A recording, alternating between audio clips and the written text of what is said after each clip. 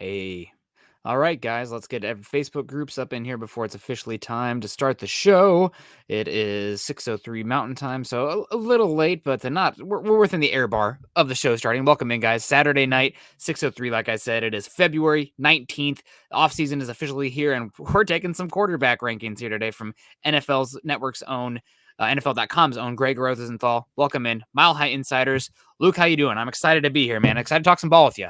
Yeah, I'm good, man. I'm good. It's the off season, but it's not our off season. The off season means we go to work here at Mile High Huddle. Yeah.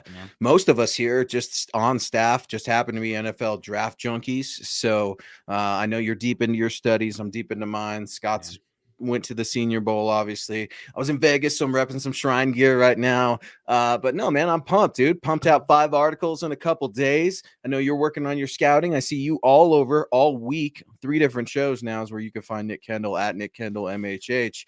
Yours truly at Luke Patterson LP. But no, man, I'm excited. It's a good season to be working. It's a lot of rumors about Aaron Rodgers, obviously, and now we're biting onto the relationship aspect, right, of the split and all of those things. So it's a busy offseason, even though it's just beginning for the Denver Broncos.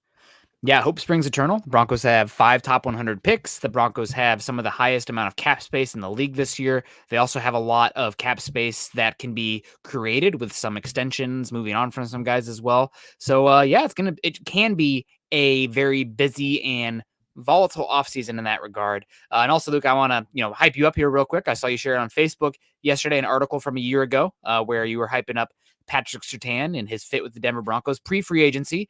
Obviously, before free agency, before they brought in Kyle Fuller and Ronald Darby, his cornerback was linked to the Broncos, and you said Surtain's my guy. I'm glad that you were right about that because, man, he looks incredible. Put you on the spot. Who's the guy right now for 9 again? That's crystal ball time since he had it last year. It doesn't matter because we're not going to have the pick. How about There that? you Can go. I exit and dirty out of that? No, seriously, man. Yeah. I'm a draft guy through and through. Obviously, there's no such thing as guarantees. I feel like in almost all of my articles now, I have to address the Aaron Rodgers at some point and say, while the Broncos are still kind of interested, and by kind of, I mean very, they would sell their souls to the devil himself to get Aaron Rodgers. I think it's going to happen. There's no such thing as a guarantee in this league. So if you're George Payton, second year as GM, you're the boss now. You are the captain now to run this ship. You have got to have contingency plans, Nick. You cannot just go into this draft unprepared because there are only 1 to 2 different quarterbacks that you might like. Kenny Pickett continues to be connected to the Broncos. I don't necessarily love him. I think Malik Willis is a prospect that I'm curious about, but a number 1 pick, man, that's really, really rich. And it's something that the Broncos and George Payton are digging deep into right now because, well, that matters. Drafting matters. And if he wasn't going to take a quarterback last year, maybe he takes one this year. I don't think that's the case.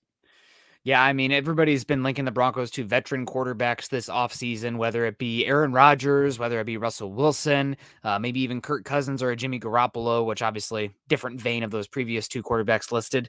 But who knows what the market's going to be. It sounds like the quarterback market is going to be at a standstill until the Deshaun Watson stuff reaches resolution from the league for every single quarterback. So we'll see who stays and who goes, but the Broncos are going to be definitely active in that. I agree with you, though. I mean, Malik Willis intrigues me, but I don't think I'd take him at 9. I don't think I'd take any of these guys at 9. I like them. Yeah. I don't love any of them. Well, and, I also wrote up, and you saw as well, I know you were all over Twitter, and you're having really good, engaging conversations with everyone from Broncos country, from just NFL fans. Yeah. Get at us on Twitter, guys, because we love the conversation. Devin Lloyd, right? Todd McShay had Devin Lloyd, a linebacker that we both like a lot. But, man, that's a rich pick. It's just... he's not Micah Parsons. It's hard to say a poor man's Micah Parsons because he's a generational talent. But I do like Devin Lloyd, obviously, too. He's a good linebacker, and the Broncos are in need of some serious upgrades at the linebacker position.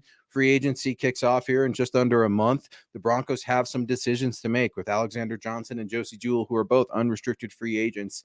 And maybe they go linebacker in the draft if they have that pick, which they will not.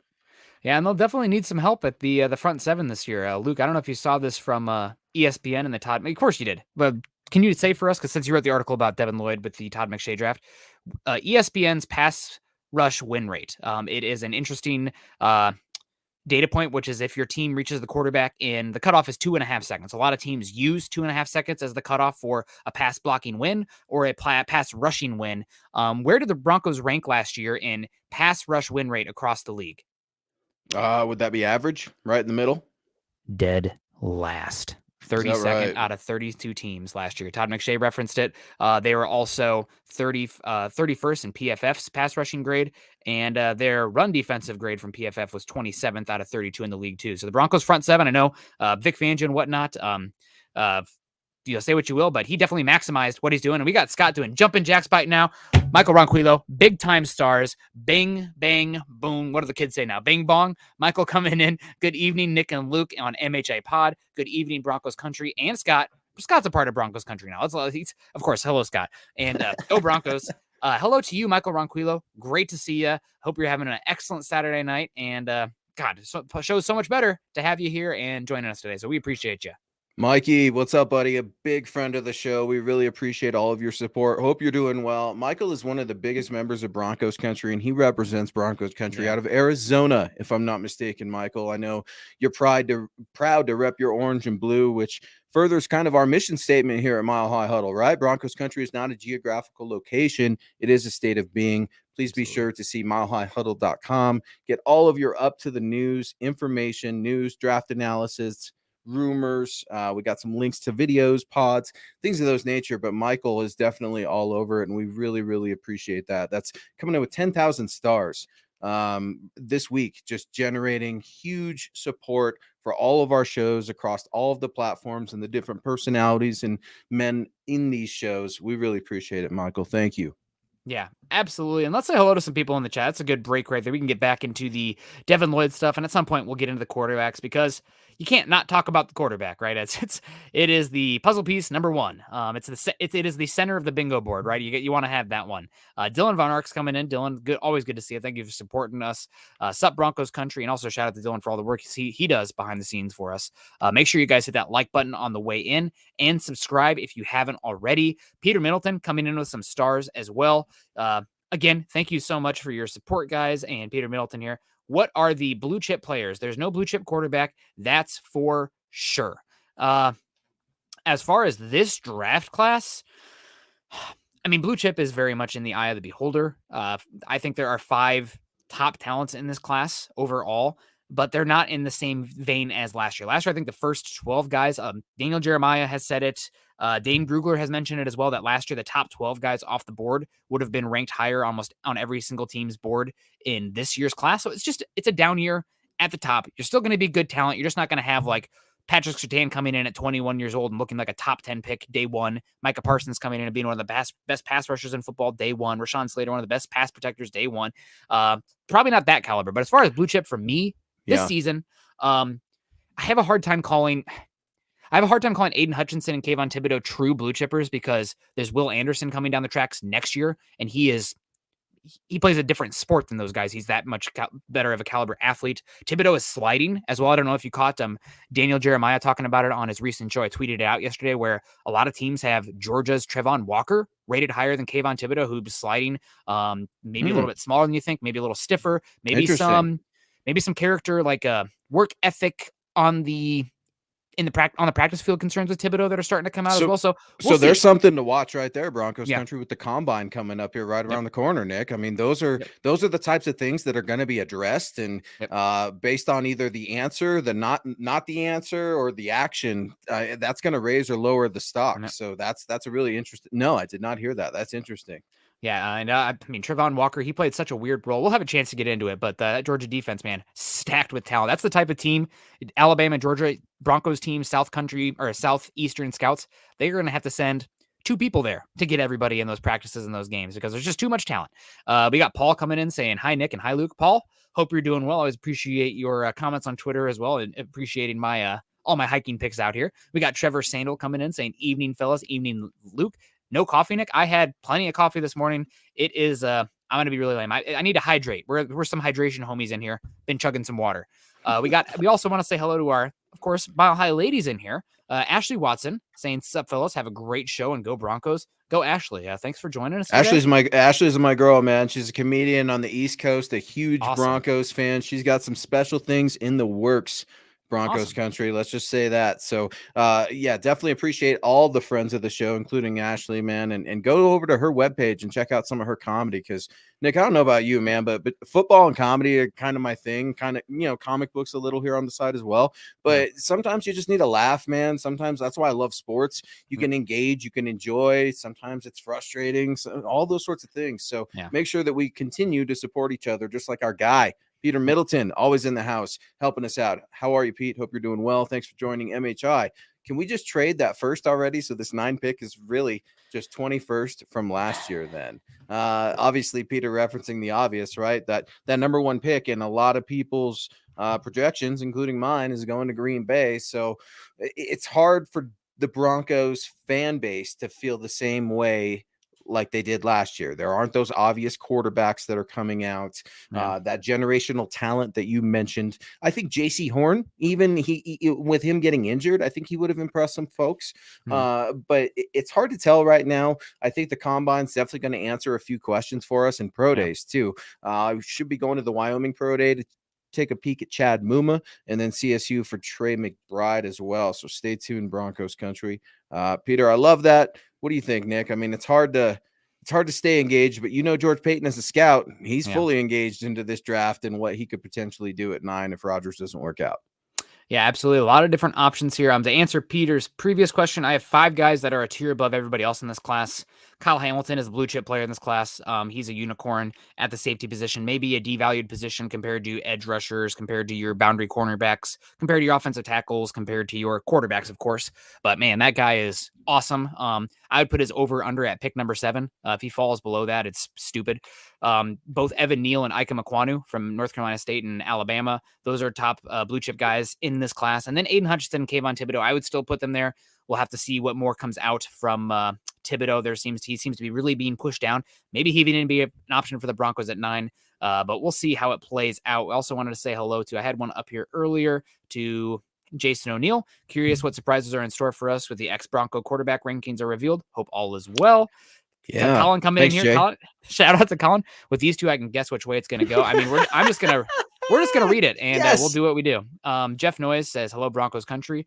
And we appreciate the back and forth either way. EJ, good evening. Nick and Luke in Broncos country. Micah S is in the house, rocking the Alabama logo. A lot of Alabama talent to talk this year. And Utah talk as well. Devin Lloyd coming in here with Devin Lloyd supporter Travis Weber. Good evening, Luke, Nick, Scott, and Broncos country. I know we are talking rankings, but in all seriousness, who do you feel comfortable taking at 9? A lot feel taking someone like Lloyd is early. I know you and I differ, and it's almost, it's a little bit of a bit at this point for our show just to have a little fun. But the linebacker evaluation at 9, commit to the bit, right? You're talking comedian earlier. Oh, commit for sure. Oh yeah, we're dug in, man. We're in separate foxholes, and we continue to lob mud at each other. Yeah, no, man. I know what you're saying too, because you're going to be like, linebacker's a devalued position. And I want to spend everything for a generational linebacker.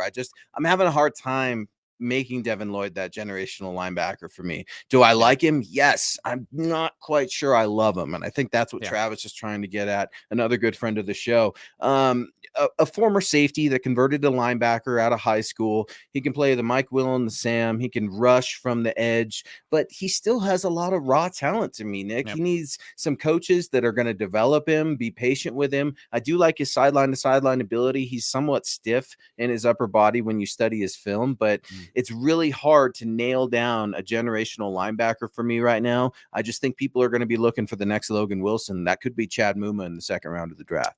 It's a very good linebacker class. I will say Devin Lloyd sounds like he is a plus character guy there. He came back he could have come out last year and he's like, I didn't play enough because the Pac-12, is a very abbreviated season in 2020. He's like, I didn't play enough, and comes out this year and earns, I think, Pac-12 player of the year. Not only the tackle for loss production is insane, but the ball production from the linebacker position is insane as well.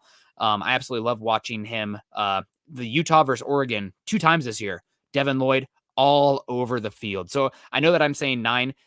It's a risk to take an off-ball linebacker at 9 because the historical hit rate at the position. I just don't think the NFL actually doesn't do a very good job of evaluating the elites from the solids from day 1 to day 2 in the draft, just based on data from the last 10 years. But Lloyd, given this class, if you love him enough, and also the pass rushing ability that he has, versatility up front, maybe I could be talked into it. There's some other guys I'd like more, but I want to see what the board looks like 1 through 8. Peter Middleton coming in first here. We had 3 or 4 decent linebackers from last year. Why would we bother unless we think he's a blue chip?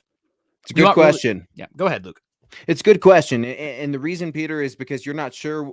I guess you're going to know what you're doing after free agency when you're heading into the draft, but there's a lot of question marks there. Obviously, Baron Browning, I love he's wearing Smoke Dog Al Wilson's number 56, an impressive young man last year. I loved him. I wanted him. Nick, you're exactly right. Take your victory lap. I wanted him in the 2nd round last year, guys. That's how much I love this guy and was hyping. Yeah. I should have been his hype man in any music video or something. But no, man, he's young. He's a young linebacker. I expect him to excel, but you've got a decision to make with Alexander Josie Jewell. Does Kenny Young want to come back? Because sign me up for him. He was a decent linebacker making awesome tackles.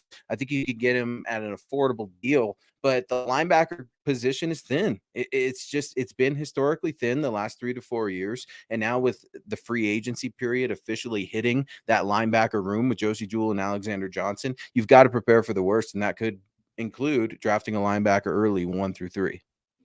Yeah, absolutely. I mean, it's a deep class. If you don't get one day 1, you could get one day 2. But I want to see what happens in free agency first. You have obviously Josie Jewell and Alexander Johnson are going to be free agents. Peyton listed them by name as some potential guys. Didn't name Kenny Young, which I think is interesting. Also, last year's All-Pro linebacker Devondre Campbell, who Scott knows probably pretty well, All-Pro for the Packers, played exceptionally well in the Staley scheme or the Vic Fangio scheme, which the Broncos apparently want to run again. Under Joe Barry there in Green Bay. Maybe he's somebody who interests you. He's lengthy as heck. He can play sideline to sideline. So we'll see. Free agency comes before the draft for a reason. You want to make sure that you are solid with your roster, not having to go any singular direction prior to the draft. And maybe the Broncos will make a big splash at the linebacker position prior to the draft. We'll see. We got EJ coming in saying Peyton needs to get Rodgers or Wilson or draft a quarterback this year. We can't continue the Drew Lock experiment. Well, EJ, I'm going to tell you to buckle up and brace yourself because the Drew Lock experiment definitely could continue.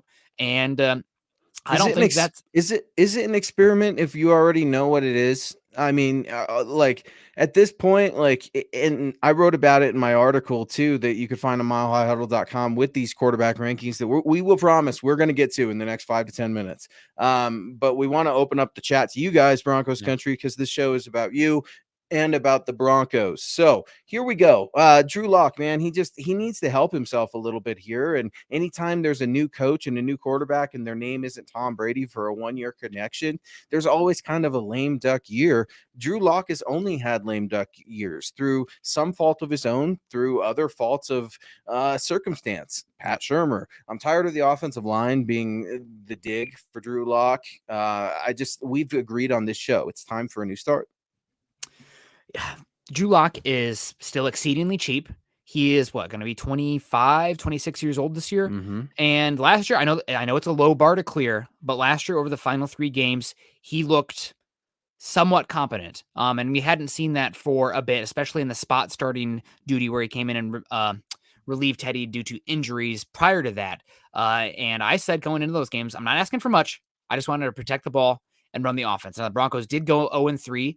But I thought he looked as good, if not better, than the 5-game stretch that everyone is like, oh, the Broncos went 4-1 with Drew Lock. Quarterback wins are not a stat in a small sample size, folks. Over a decade, sure, there's some survival bias with that, but I thought he looked at least competent. No, I don't think he's going to end up being a top 10 quarterback, but he's here. He's still cheap. He still has some upside. And if the worst case scenario, as Pro Football Focus said, that Drew Lock is your quarterback next year, at least you're not investing big time long-term in the wrong guy. That's just my take. And there's still some salvageability, if that's the word, for Drew Lock. I personally, I'm a hater of non-top 12 quarterbacks. And if I don't see you as a top 12 guy, I think you're probably just kind of pushing around sticks or pieces of, toys in the dirt, whatever. But he's here and there's still a viable ability to maximize that contract and get you from 2022 to 2023 if you don't love the options available at the cost for this year. Lance Sanderson wrote an article a couple days ago on milehighhuddle.com that you guys can find if you head on over right now, talking a little bit about Coach Kubiak. It's cool to say that, right? With young Kubiak back in the house, giving a little bit of a review of Locke and what he said. And while I don't necessarily take it one way or the other, look, Coop's just got here, okay? He hasn't had a full chance to really dive into Drew Lock yet. So what do you expect the guy to say? All right. Yeah. You expect him to go trash his quarterback before you even got in the room? He's the quarterback coach, for crying out loud.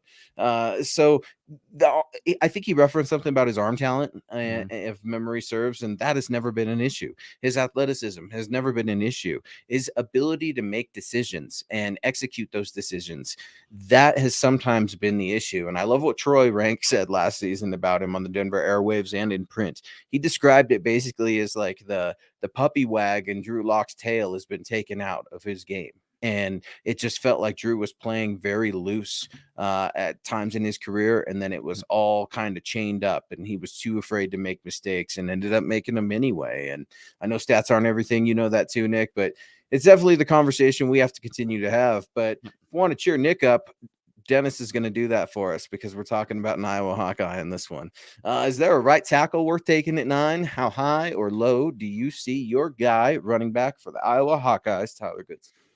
Is there a right tackle worth taking at 9? No. I think you could argue that there are 3 potential guys that could be there at 9 that might interest you. Evan Neal, it sounds like right now he is the odds-on favorite to go number 1 overall. If he was at 9, that would be shocking, but he would definitely be worth the pick at 9. I also really like Ike Mekwonu. I think he would be. I really hope he ends up in a wide zone scheme because his ability to get outside of the hash marks or at the second level of the defense and actually target and hit a moving defender is phenomenal. I know last year we were all excited about Quinn Miners, the belly moving in space, but that was a lot of momentum and speed that was a little bull in the china shop sometimes when it was asked to climb at the second level, not in control. Didn't really see that with Ike Mekwonu, really controlled. I think there's also an argument for Charles Cross. He scares me a bit. The run game ability is not there. I don't think he plays with much violence or pop, which you want in his hands. He's a very passive player, which you like the smoothness.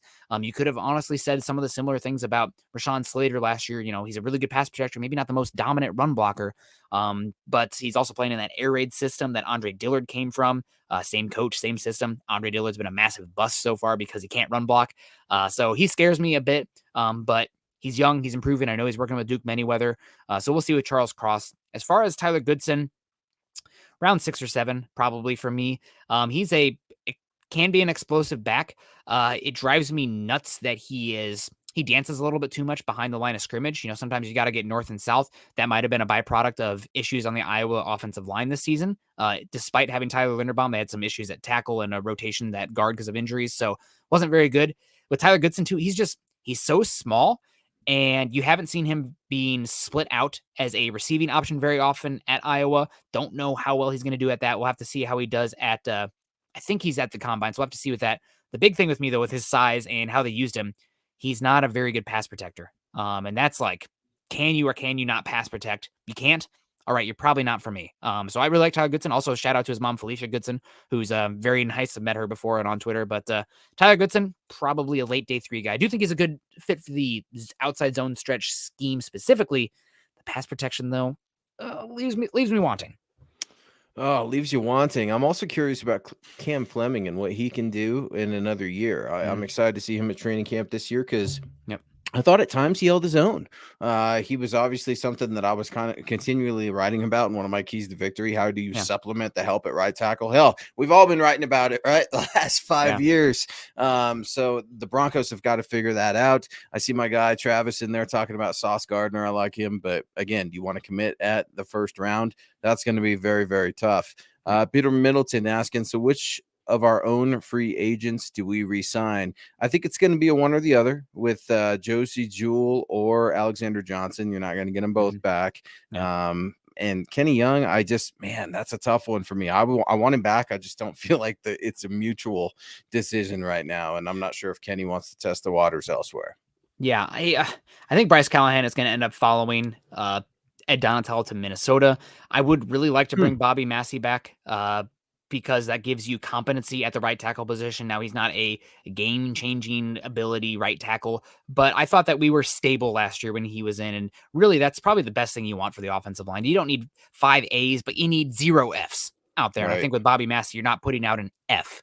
And that means that in the draft, let's say for some reason a tackle goes off, the one you want goes the pick before you 3 times in a row. Well, you're not screwed then for your entire season because you have Bobby Massey there. So it gives you options. He's one I would like to bring back. one of Josie Jewell as well. Curious about Kareem Jackson. Who knows what's going to go on with him? And other than that, though, I mean, I don't know. I can't really think of many off the top of my head. And you're talking about linebackers, talking about Josie Jewell, Alexander Johnson, et cetera, et cetera. Before we get to Trevor here, maybe a small shout out to Jonas Griffith as well. Down the stretch last year, I know that he's going to have to work on his playing downhill in the box and taking on blockers and dissecting that close to the line of scrimmage. But he showed flashes. He's really long and athletic, and I'd just keep in the back of your mind. Sorry, Justin Stronada, I can probably forget about him to an extent, but Jonas Griffith, keep him in mind too. You maybe don't have to spend massive resources because you have some height, weight, speed development guys on the back end they're intriguing. They're intriguing. Some more Lance's crime because you just said something bad about Justin Stronad, because we like to tease each other when we all miss on prospects, because I promise that is going to happen this year, Broncos country. The Broncos will miss on some, but which ones can they hit? They've got to hit the premium picks for sure. Let's get to Trevor. Trevor's saying we've been in quarterback purgatory for years now. Agree with Luke's article. Enough is enough. It was a good read. I appreciate that, Trevor. Thank you for your support. I'm really hoping we draft a quarterback. I believe we have the coaching staff to develop them. I don't believe Drew or any other quarterbacks we have on the roster will be the franchise guy. If you like a quarterback, go get him. Either draft or swing for the fence. Need a quarterback. Great article.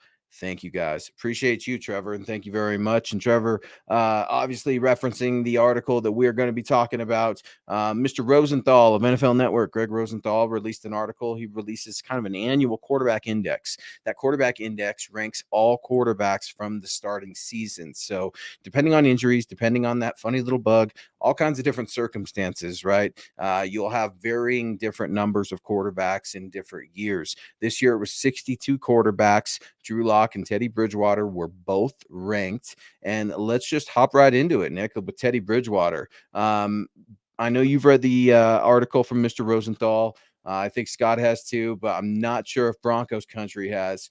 If you were to poll Broncos country, Nick, and I told you there are 62 quarterbacks that were ranked, where do you think they would place Teddy Bridgewater? Probably about Broncos country? Broncos country fans, sure. It's really hard to say just from a abstract in space, he's ranked this until you start to list the names, right? Like I think like once you start to list the names, it's a lot easier. So I think pulling it from nowhere, a lot of them would probably say about 25. Okay, that's fair. Scott's saying 30. So, all right, a good range of 25 to 30. Well, Teddy Bridgewater, surprising me, at least when I opened the article, ranked 18 in Mr. Rosenthal's article. And he started to say, and I'm quoting Mr. Greg Rosenthal of NFL Network, if I was to guess Teddy's numbers for the season before it started, they might have looked like the stats above. He did his job, and the formula could have worked if the Broncos defense didn't struggle to get off the field, sinking to 21st in DVOA. DVOA, folks, is defense adjusted value over the average. That's basically evaluating a player's performance based on circumstance, the situation, field position, the down, the play. All of these different variables go into this DVOA stat. And basically, Rosenthal's grade is fair, I feel like. And it's based on the accuracy and completions for first downs that Bridgewater ultimately notched with 146 first downs.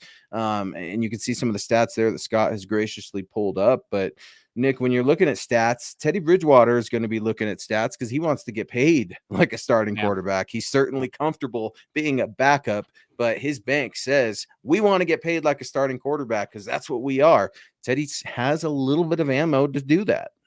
Yeah, no, they do. And he was solid last year. I will say that I think the DVOA and the CPOE and the EPA per play, it is very not artificially inflated because every single team gets to play bad teams. That's just the nature of it, right? If you only played bad teams and fattened on them, then maybe you can make an argument for that. But in the NFL, all teams get to play bad teams. But Teddy Bridgewater, a lot of his output as far as the advanced analytics are heavily weighted and maybe somewhat skewed because of how great he was statistically the first three games against the Giants, the Jags, and the Jets. Obviously, those are all whoopee cushion teams last season. But Teddy was fine. I think Teddy, unfortunately, with the injury, with the concussion, his play dropped dramatically after that and just wasn't good enough to get you over the hump. So 18th, On the whole, I think that probably sounds about right. If I would have said Broncos country, would have said 20th to 25th. But I can tell you guys, I've combed over the data for quarterbacks, the last 3 seasons almost weekly. And that's about right for where he is right now. And that puts him as a third quartile quarterback in the league. Yep. Not exactly what you want, but you just traded a 6th-round pick for him. He's only 4.5 against the cap. You got what you paid for. And I think it was more to, I don't want to say placate, but invest in Vic Fangio, saying, okay, we got you another quarterback option. We got you your Patrick Surtain at 9. If you fail this year, it's on you and you're gone. And he failed and he's gone. So we'll see with Teddy Bridgewater what happens here. And what's horrible? What's horrible is a lot of us fans dismiss 500 records, right? Because 500 records don't win you championships ever. But at the same time, if you're Teddy Bridgewater's agent, and you certainly pointed out a very good argument there that data not only supports, but some of the film supports it too. The Teddy Bridgewater miss, that farce, which I still blame on Melvin Gordon. Thank you, Melvin, for fumbling the ball. But look, if I'm Teddy's agent, I'm saying, hey man, he came in, you know what he was. Here are my stats. He was 7-7 as the starter. He got taken out of the season through no fault of his own after getting blasted with that concussion that scared the hell out of everybody. And we're glad he's okay. But he's unrestricted free agent. He's 29 years old. I believe this will be his 8th year in the NFL, 4th team with the Broncos. So he's been as advertised. He hasn't surpassed expectations as a whole. I think very early we were surprised with those numbers with Teddy, and he was getting pumped up for sure, and he had the numbers to back it up. But was it sustainable? That's something that we always asked. Was it sustainable? Broncos country, you tell me. Was Teddy Bridgewater sustainable? Because he started out hot, but then he definitely fizzled out through the season. That's a tough one for me. I don't agree with it, if I'm going to be honest. I love Rosenthal and his work and respect him a lot, but that's all about sports, man. You either agree, you don't, and you debate it, and you use this masterful work to create a conversation. So I see the text line kind of saying, 30-ish, 25-ish. I think that's about right. So do I. I would say 25 is probably best case scenario. I would have liked him at 30 myself. I agree with Scott, but 7-7, 29 years old. Guys love him. He's not a troublemaker or anything like that. You know what you're getting with Teddy, and I think Teddy's going to get paid. Yeah, I think he'll get paid as well. I think he'd be a Mr. perfect Average. quarterback. Yeah, Mr. Average. He would honestly be a perfect quarterback for somebody in there. Let's say whatever team that a guy like Malik Willis goes to. If you have Teddy Bridgewater in there for a 2-year contract ahead of him, that's absolutely perfect, because then there's not the pressure, in my opinion, to rush Malik Willis out there. I mean, the fans might be calling for it, but if you're listening to the fans to make your decisions, you're going to be out of a job pretty soon most of the time. So I think that's a perfect one. I think he's going to right the ship. And I also think, I mean, you listen to those Broncos players talking about him. There was belief in that locker room where there sometimes wasn't before. So we got Ryan Kelly coming in. Shout out to Ryan Kelly. Ryan and Kelly and I go back to kindergarten. Nice. I keep teasing him saying he's a big time Packer fan. I think actually #partial owner of the Packers. Oh, Ryan, you're not gonna like this then, man, because I'm telling you, we're coming for him. But I got a question for you, Ryan, and we'll get to your question. Hit us back in the comment line. What was Nick like as a kindergartner? Was he always into numbers? Was he always crunching? Was he crunching numbers then in kindergarten like a young Sheldon? I could see that if that's the case. That's cool, man. It's always cool when we get support from our friends and family. Yeah. Ryan coming in saying Teddy can be a great quarterback too. You guys need to get off Drew Lock. He's dog water. Always been dog water. Always going to be dog water. There's a number of quarterbacks to go after in the league now. There are a number of quarterbacks. And Luke, I have the Greg Rosenthal article actually pulled up right now. You're talking about quarterbacks available in the league. You had Teddy 18, number 19, Carson Wentz, one of the guys that the Broncos maybe would be linked to. Number 20, Jimmy Garoppolo, another guy that linked to, even worse than Teddy Bridgewater. And I have a funny stat here from. And he's a playoff quarterback, a Super Bowl winning quarterback. I think I saw a meme. I'm not sure if it's true, but I think it said Jimmy Garoppolo has the most, or as an active quarterback, has the most Super Bowl championships. Is that true? Does he have 2? Tom Brady. That Brady retired? Yep. I mean, Okay, man, Yep. that's a rough stat, huh? I mean, with Brady retiring and winning all those rings, that's what's going to happen. I think it's pretty funny. Also, I have a stat here from Greg Rosenthal talking about Jimmy Garoppolo. Jimmy Garoppolo last year's depth of target for quarterbacks with 500 plus attempts, 29th in the league. Woof. You guys want to take some deep shots? Not with Jimmy Garoppolo. Also, Jimmy Garoppolo was the worst quarterback in the NFL with 20 plus yard or passes thrown 20 plus yards down the field with a negative 0.32 EPA per attempt, which is hard to do passing the football, 3 touchdowns to 9 interceptions. Jimmy Garoppolo also had 18 more turnover-worthy plays last year compared to big-time throws. So I'm out on Jimmy Garoppolo unless you can bring him in for an equivalent of Teddy Bridgewater, where you're giving up a 6th and only paying 4.5 for 1 year. That's the category quarterback he is, and if you pay any more than that, I'm gonna be pissed. I'm gonna be pissed. Me too. Yeah. And so is Broncos country. And George Payton understands that. He's a smart man for sure. And I know he's evaluating his options, and that is certainly an option that they're looking at. Yeah. Just because I'm dismissing it doesn't mean that it's not being looked at. And the argument is there too. And I hate the argument because I don't agree with it, but it's at the table. You got a 2-time Super Bowl winning quarterback who started in his own Super Bowl, lost, was a game away from starting in a second Super Bowl. I mean, he's going to go somewhere and he's going to play. So that's really tough also.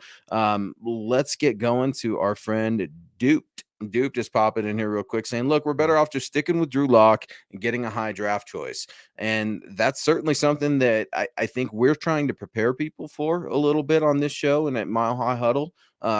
We've got some fans of Drew Lock on Mile High Huddle and some fans not of Drew Lock on Mile High Huddle. And that's really the cool thing here about sports that we always like to talk about. But the argument is there. He's cheap. He's here. He's one of your own. He could be an option, and maybe you go ahead and you invest that draft pick elsewhere. Speaking of Drew Lock, all right, he was ranked by Greg Rosenthal out of 62 quarterbacks. Drew Lock came in at number 47 on Greg Rosenthal's list that he released last week. I wrote up an article on it. You can find it at milehighhuddle.com saying that Lock was better than his stats showed in 3 late season starts, avoiding haywire decisions that plagued his 2020 campaign. He didn't get much help from his receivers or his offensive line. If he plays like that moving forward, he can settle in as a quality backup. I want to say that one more time, Broncos country. He could settle in as a quality backup. That line, Nick, absolutely floored me. My jaw dropped because while I respect Greg, he does not cover the Broncos, and maybe he didn't see some of these press conferences, some of the things that we saw. Just Drew did not embrace the backup quarterback position. No. He wants to play. He's a gamer, and I don't blame him. No one wants to be number 2, but he didn't seem very prepared at times when he was asked to come off of the bench. And he even said into a microphone, look, I didn't get many reps that week with the ones. Well, no kidding, Drew. We don't all get number 1 reps. But when he was the guy, he did much better. Yeah. So I think there's something to be said for that, but I don't see Drew Lock comfortable with being a backup quarterback at all. Not that he has a choice in the matter, really, but it's just really hard for me to go there. What say you? Yeah. Let's get to Peter real quick, then we can circle back on Drew Lock, because I do have some thoughts, obviously, of course. But Peter first, I would say that Teddy is exactly what the Broncos don't want next season. We don't want Mr. Average next year. We need to tank for the draft pick to be in the playoffs after a trade. Another 50-50 season or 500 season won't get us anywhere. Teddy won't get the Broncos to the playoffs. Thanks, Teddy, but good luck elsewhere. I agree with you. Thanks, Teddy. Good luck elsewhere. But the thing is, I think also with the way this Broncos team is built right now, Drew Lock isn't bad enough where you are actually going to tank, unless you say, hey, Drew, just go out there and have fun. That kind of thing. Like when he came in that Chargers game situation, go out there and do whatever. And Nathan, I disagree with you a lot. Cutler is not worse than Lock. Cutler made millions of dollars and played in many games and won a lot of games. I know that he was in the playoffs. He was in the playoffs too. So here's what I'll say. And I can understand the tone of it. I'll say that much and agree with it. Jay Cutler was an ass. All right. Like that's just Drew Lock is not that way at all. Drew Lock is likable. He has charisma. He comes from a good family. People want to like Drew Lock and they want him to succeed. Hell, I had a 1st-round grade on the man. But it hasn't for whatever reason. And we could debate that till we're blue in the face. the Jay Cutler thing, we can't go there, man, because that guy, go look at his stats, go look at his starts, go look at his snaps, and a different mind. I'm talking about how quickly can you process things. Jay Cutler could process things very quickly. Now, his decision making was a whole nother thing because that arrogance got him into trouble. That arrogance bounced him out of the league. Yeah, no arrogance. I mean, he had all the tools, good athlete, but I don't think he wasn't the most competitive guy in the room every single time. Sometimes I feel like he coasted on that talent. Obviously, to be a starting quarterback at all, you have to put in some of the work, but you want your quarterback to be a freaking psychopath as far as competitiveness. Those are the guys who end up being the greats. So, getting back to Locke here. Again, I thought he was pretty competent in those final 3 games last year. You do have him here for another year, and he showed enough where worst case scenario, again, the worst case, let's say you can't get Russell Wilson, you can't get Aaron Rodgers. I mean, even I know people would disagree with this. I would take Kirk Cousins. I think he's a top 10 quarterback. The contract that he comes with behind him scares the bleep out of me, but at the actual play on the field, I think he's top 10. Yeah, that's like paying him 45 million a year is not for me. If he says, "Hey, I'll come here if you pay me that," then hard pass. There's no way he takes a discount, in my opinion. No. Yep. I don't think so either. And that's good for us. That's good for us because you got to have your line in the sand, Nick. To your point, I don't want Kirk Cousins here, but that argument is valid. I mean, when you look at some of his stuff, and he's made a ton of money for a reason. Why would he want to start making less? Yep. No, absolutely. You are 100% correct there. So it's that's what he wants. He's about that money. So, and he is kind of a stats guy, getting fat on some poor teams, but he's pretty good. Pretty talented player. So we'll see. But as far as Drew Lock, again, he's here. He's talented. He showed a little better down the stretch. And I do like, everybody's like, oh man, Shermer. And now we have this new scheme here. It's not like they're going to run Air Coryell or they were running the Earhart Perkins before under Shermer. They were both running West Coast offenses. It's from the same vein. The biggest difference is going to be the run scheme off of it, not the passing scheme. It's going to be a lot of the same concepts that you saw from Pat Shermer still. A lot of the same terminology as well. I will say that the Kyle Shanahan tree specifically has done a good job of taking more off the plates of the quarterback mentally, as far as the pre-snap adjustment, as far as going through progressions, doing a good job of scheming the first guy open more often than not. I would agree with that. And I think Shermer does not. Important. Shermer wants you to go 1, 2, 3 and be able to read the full field. Locke has struggled with that. And every time Locke has been on the field, Shermer has had to change his playbook a bit eventually to be more half field reads, high, low, check down, get rid of the ball. And again, maybe this offense will be better because of that. Maybe Drew Lock also works better in more of a wide zone, off of the wide zone run scheme versus the gap-centric ISO versus inside zone scheme. We'll see. But again, he's here. Let's say you bring in an Andy Dalton, got everyone roll their eyes, Tyrod Taylor, whatever. Lock has to compete again. He's been given more starts than any quarterback drafted since 2014, day 2 quarterback, not named Jacoby Brissett. Has he earned those? I don't know. He's still a day 2 quarterback, but he might get a shot. He might get a shot. And that's important. And I'm going to hit you, Trevor, in just a second. But is he a bust? No, he's a second round quarterback. Exactly. He's a premium pick that didn't work. Can we say that? Yes, we can say that. But it's just hard to call a second rounder a bust for me when you got Dalton Reisner and your draft is trending up. Trevor again weighing in with some support. Appreciate you. Here's something to consider. Drew Lock has said repeatedly that he wants to be a starter.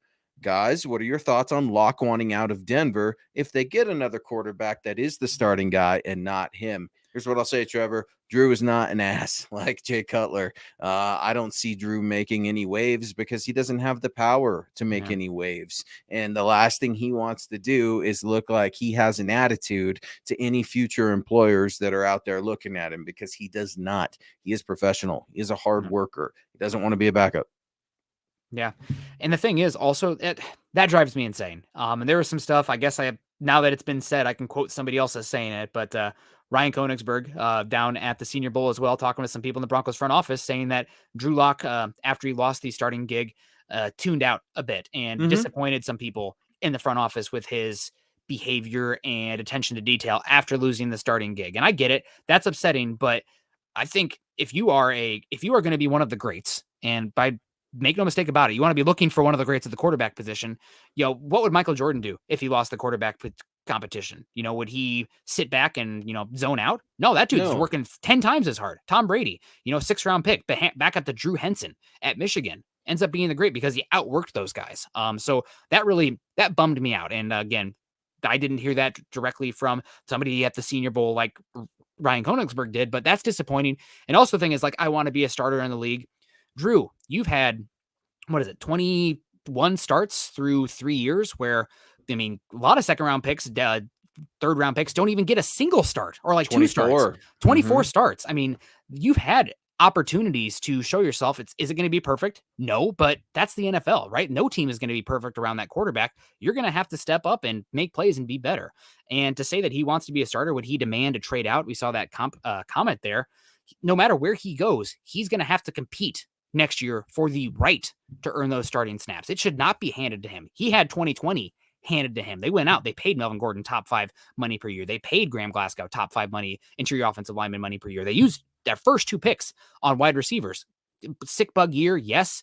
Injured Cortland Sutton, yes. Every single team, when you take a step back, has things like this that happen. And their quarterbacks, they either succeed and step up or they fade away into obscurity. So if Locke gets another shot this year, I'm pulling for him. But I think it's academically dishonest to say that he hasn't been given a shot at all or he's been sabotaged. He just hasn't run with it when the opportunities have been given to him. And I think that's more on him than anything.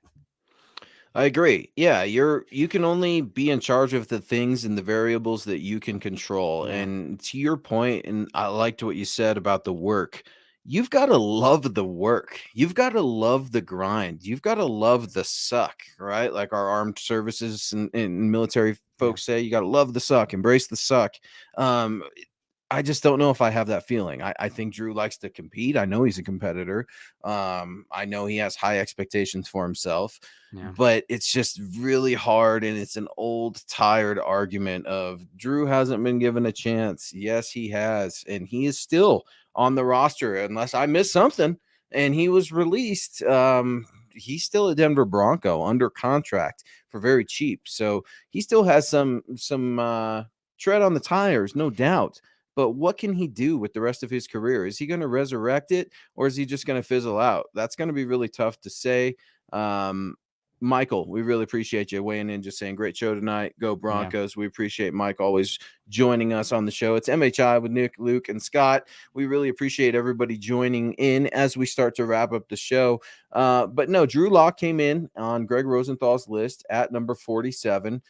Teddy Bridgewater ahead of him at 18. Yeah. And then you have some former Denver Broncos right underneath Drew Lock making the list. Obviously, the Broncos got to see their former quarterback, Cleveland Browns' own Case Keenum, get a win against their team on the first primetime and what we thought was going to be the only primetime game of the year on Thursday Night Football against Cleveland. Broncos country, you can remember Teddy could barely walk in that game, but he somehow played, and I threw a fit. I thought it was so irresponsible of Vic Fangio, but Case Keenum came in at number 48 on the list. Then you got some guy named Joe Flacco is still bumping around the league for the New York Jets, ranked in at number 51, and I think it's his second stint with the Jets. Is that right, Nick? I believe so.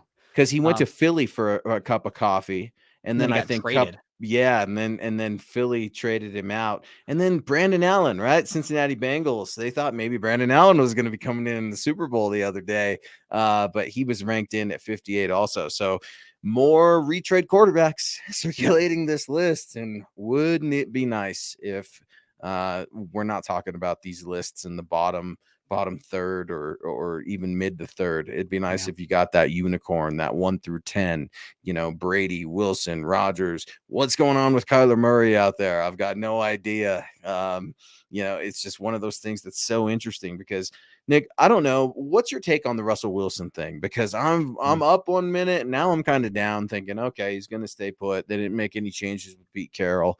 But then you still hear some rumblings every now and then about Russell maybe getting a little mad and wanting his way out. Yeah, I think maybe it is unfortunate, but I think a lot of teams are looking in the mirror, so to speak, after Matt Stafford. A lot of people denigrated him last season, a year ago. Oh, he's always hurt. Oh, he sucks. He's never won a playoff game. He's watched the tape, look at the data. He's a pretty freaking good quarterback, and you don't have a chance unless you have a pretty freaking good quarterback. And now these teams are like, wait a second. maybe it's us that's wrong. Maybe it's not the quarterback that's the issue. Maybe we haven't built well enough around that quarterback. And I think that actually hurts the chances for a Russell Wilson to be moved, an Aaron Rodgers to be moved, a Kirk Cousins to be moved, because you don't want to be on that. And Colin, I feel like I'm trying to be happy here. I'm trying to be real, but I'm also not totally, I haven't gone dumping scorched. on. Neither one of us have gone scorched earth, Colin. And I'm Yeah. trying. Trust me, I'm trying. No one's even mandated me to try or anything like that. We don't want to take a dump on Drew. We really don't. And Colin, I know you love your Broncos. And Colin, you have a right to be frustrated, because it's time we don't have these debates anymore. By hook or by crook, Nick, free agency with Russell Wilson or quarterback, the fans are sick of it. And we need to somehow come together and make everybody happy with winning. Yeah.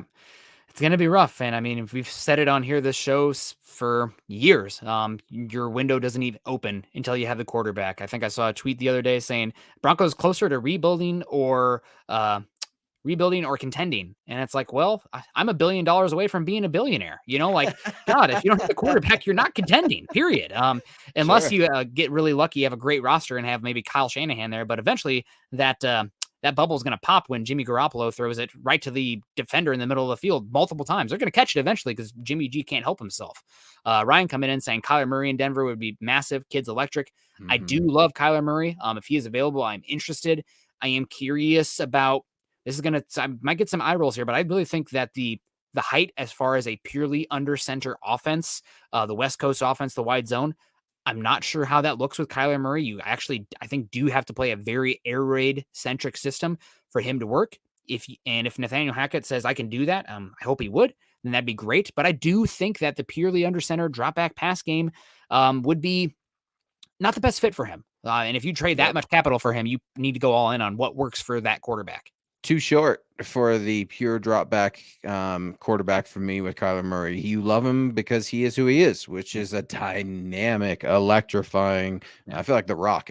What was with The Rock on the Super Bowl and that burgundy get up? That was that was odd, huh? But Dylan Von Ark's our guy. We don't give Dylan enough recognition and credit for everything he does for us behind the scenes and for you, Broncos country. So Dylan's weighing in saying the conversations are going to feel like repeats until we get to the tag period / free agency. Man, that's right around the corner, man.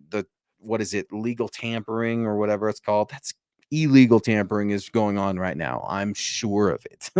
It happens in the NFL, and we're right around the corner for some really, really exciting stuff here in March, where your Broncos are going to be built first by free agency, and then Broncos country's waiting for 2 weeks, Nick. I mean, the next couple weeks here, we should start to figure out, or at least hear, what Aaron wants to do. Obviously, the big news in Green Bay and Boulder, I guess, this week, right, is that Shanan Woodley and Aaron Rodgers have called it quits.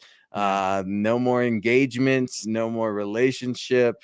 It's, I don't know if you want to call it a messy breakup. All breakups are kind of messy, right? And so now people are thinking, well, man, maybe Aaron doesn't want to come in. All right, I can hear that conversation, but it's a personal thing. Aaron has his own personal life and the way he likes to do things, don't we all? But then you got the Green Bay Packers kind of doubling down a little in the midst of the news and going and getting his old favorite quarterback coach out of retirement. Nick, as we start to wrap up the show, what do you make of the news of, one, the breakup? And I know it's weird we're talking about it. Two, sports analysts and draft experts. And two, the new quarterback coach in Green Bay coming out of retirement as a way to swoo Aaron into staying in Green Bay. I don't think the Shailene Woodley breakup means diddly as far as Aaron Rodgers going somewhere else at all. So that doesn't really matter to me at all. The quarterback coach, the old quarterback coach coming into Green Bay, I do think matters. And I think that Aaron Rodgers is going to stick around in Green Bay. I know that they're going to become the Saints as far as a team that they're going to put, not poison pill. That's the wrong words. Apparently you can't do poison pills anymore in contracts, but the voidable years, paying Devontae Adams all the way until 2038. He's not going to be playing that long, but you're still going to have guaranteed money on the contract because you're putting everything on the credit card, kind of like the Saints have been doing year after year after year. And that's what the Packers should do. If Aaron Rodgers wants to be there, we saw, again, learning lessons from the Super Bowl winner, the Rams. If you have a window, then go for it. Then put it all on the credit card, because windows are fleeting and there is no guarantee that you'll ever be back on that mountain. So every single little resource you can do to give yourself just a little bit more probability that season or that little 2 to 3 year window, do it. So again, last year also Aaron Rodgers hurt me too much because after they passed on Justin Fields, Mac Jones at 9, I'm like, okay, well, they only do that if they think that Aaron Rodgers is coming. So I was coping. That's me on the cope right there. Hoping that it would happen. Didn't happen. I'm not going to get hurt again this year. I'm not going to let it happen. Yeah, Packers fans were really happy with the breakup, but I hope they just realize what's happening. Just because some old dog comes out of retirement that was Aaron Rodgers' favorite quarterback coach does not mean that he is for sure coming back. Just like it doesn't mean he's for sure coming to Denver because we have Nathaniel Hackett, right? But you try to read between these lines. We try to speculate the best way that we can. I'm digging my heels in. I don't care. I'm sorry that they're desperate. I feel like they're just really reaching here, Green Bay. They're going out of their way to talk about, we're committed to Aaron, but we're not going to say we're not going to trade him. And I mean, how committed are you? Why don't you just come out and say, we are not trading Aaron Rodgers? Say that right now into a microphone and make Green Bay Packers Nation or whatever you guys call yourselves up there in the frozen Midwest, make everyone feel a lot better. Calm my nerves so we can go another direction. And I'm not heartbroken 2 years in a row. Also, I just feel really, really optimistic. Again, Broncos country, get on over to milehighhuddle.com. You can check out that article referencing Rosenthal's work. We've got a few pieces up there right now. It's busy. Offseason means that we are working hard. He is Nick Kendell at Nick Kendell MHH. I'm Luke Patterson at Luke Patterson LP. And this guy, our friend, our guy, Gary Leeds Palmer's coming in with some support and some love. Hey, Nick, and hey, Luke. Great show. Gary is a huge member of our community, a super chat superstar on that Mount Rushmore, as Chad Jensen would say. Yeah, man. Wisconsin, smell the dairy air, right? No, it's just let's dude. I would kill for some spotted cow. I'm from the Midwest. Used to make that trek up to Wisconsin. What is to the that? Dells. It is a lager that you can only buy from New Glarus Brewery that's in Wisconsin. Free publicity there for them, but I'd drive across the border and smuggle that back to Iowa back in the day. That was good times. Yeah, man, we get into the quarterback index. We'll see what happens here with the Broncos. No real news. I'm hoping at some point. I'm really excited. Has there been any announcement as far as Ejiro Evero and a press conference? Is that coming I know you've been wondering about that, and I've been waiting to tease you. Nick, they don't give coordinators press conferences, bro. You know that. When was the last time you got a press conference from coordinator? That we heard from Ed Donatel multiple times, not like on weekly. So on weekly, you got your Monday, Tuesday, and their Friday special teams. No more Tom McMahon. I know everyone's really bummed there, but I know you want to ask him about his D-line scheme. I see you on Twitter, and you asked me, you're like, Luke, if you're in on that presser, be sure to ask him. And I know, man, I know. They officially announced that. I think we got the email a couple days ago. Because we were all waiting. We know that was the case, but Evero is in the house under the tutelage and watchful eye of Mr. Dom Capers, which we're still excited about as well. Free Earth Citizen is coming in as we start to wrap up MHI with Scott, Nick, and Luke, saying we will know about Aaron Rodgers by March 8th, a.k.a. the franchise tag deadline. Here's where I would push back just a little bit, Free Earth, and I like where your head's at because Free Earth Citizen has their eye on the NFL calendar. Devontae Adams. I think I don't know if they would risk trying to tag Rodgers. I think they'd tag Adams first because I feel like that's obviously a package deal. And I speculated and wrote about not only Aaron Rodgers coming to Denver, but Devontae Adams coming with him. So for me, I think that's interesting. You definitely are watching dates, and that is an important date to watch, March 8th, on whether or not Aaron Rodgers would be franchise tagged. Yeah, it will be interesting. And in this quarterback market, it's going to be a lot of fun. Like I talked about earlier, it does sound like everybody's waiting on the Deshaun Watson deposition. I don't know if you saw this too, though, talking about the Washington Commanders. Sound like they're going to be very, very aggressive for trying to get a quarterback, even to the point where Chase Young is being shopped in order to go upgrade the quarterback position. Former number 2 overall pick. I saw that. That makes me wonder just a sneaking little bit about his injury. Like, are you trying to shop Chase Young in a weird roundabout way? Because what quarterback wants to go to Washington? I mean, I know that somebody will because they want to get paid, but Russell Wilson's not going there. Aaron Rodgers isn't going there. And excuse me to Free Earth Citizen, because Scott was saying, come on, dummy. He was talking about Devontae Adams. So obviously Free Earth Citizen referencing the franchise tag deadline to see what the Packers are going to do with Devontae Adams, because everyone knows they're kind of that bromance is a package thing, and that's a package thing that all 32 teams want in their house. Peter Middleton in the house. Who would be the better quarterback out of Luke, Nick, and Scott? What kind of quarterback would you be? We'd be the best quarterback of all time if you could get like all three of us together. I will be honest and say I can't throw a football very well. I love my daughter's Nerf football, and we got into flag football. And with the little kids football, I look amazing out there because I can just gun it and sling it. But no, man, I was a D lineman for a reason. I can't throw the football. I like to think that I can. I like to think I can evaluate them. But in terms of playing quarterback, you don't want to see it from me. I'm gonna say Scott maybe. He's got the baseball background with his kid and whatnot. I know he's the old man here, but I would say Scott. The thing with me, and this is the Paxton Lynch issue too, is I have weirdly long arms compared to my body height, so my mechanics are all over the place. Like my name is still up. Talking about Ryan Kelly earlier, my friend from elementary school. My name is still up on the board, not because I'm an athlete at all, for the sit and reach, because I could scratch my feet without bending over when I was in 5th grade. I was really good at basketball because I could just grab the ball. I was just gonna say, you're like Kevin Durant. You're like the Durantula, where your knees where your arms are hanging down to your knees. That's funny, man. It's funny when you start getting into some of that stuff, and those are interesting theoreticals. And don't think that I don't pretend when I'm out there with our flag football team of 8-year-old boys and girls that I'm slinging guns and everything to little kids. I totally have my dad moment and relive the glory days. And I don't know if you've seen New Balance, like that meme running around, and it's like New Balance came out with cleats. All the dads are getting their comeback ready.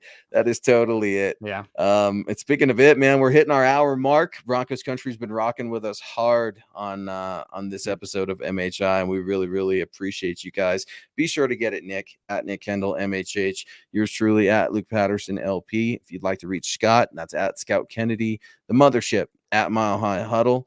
Let's see real quick. Trevor weighing in. I say Luke. Sorry, Nick and Scott. I can see Luke being a Big Ben quarterback type. Oh man, I don't know if that's a compliment or a diss, but I would take it. He's a Hall of Famer, right? And I would love some Big Ben in me. On the field. Careful what you say there. Yeah, on the field. That's gonna be a wrap for us, guys, as we start to get a little off of the rails. He's Nick. Scott on the ones and twos. I'm Luke. Always believe in that Mile High magic, and go Broncos. Go Broncos.